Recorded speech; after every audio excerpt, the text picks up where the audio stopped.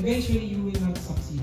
Perform job combinations. Pagdating naman sa work, masasabi ko na is work training, kailangan marunong ka mag-strategize. Dapat naisip ng mga contingency plans, na plans A, B, and C. Para kung sakali man na hindi mag-work yung first plan, mag-work ka panibago. Dapat meron kang effective na training routine. Ang gusto ko lang sabihin, iba-iba yung routine, iba-iba yung training na kailangan mong pandalingan para maka-arrive ka dun sa gusto mong result.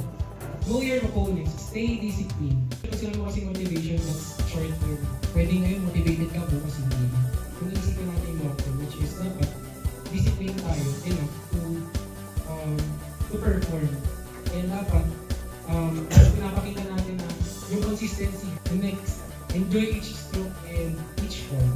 Tapos, be coachable. Pagdating sa feedback and adapt. Sir, nung una, ano yun, pag matukal ko balita. Parang nagabol ako ng hininga kasi natakot ako baka mamaya mali yung masabi ko. Well, sinasabi lang sa akin ni Sir Boss, ano kasi magsalita? Intindihin mo, hindi yung sagot ka lang sa. Kaya tama naman. Ayun, unti-unti nababago ko na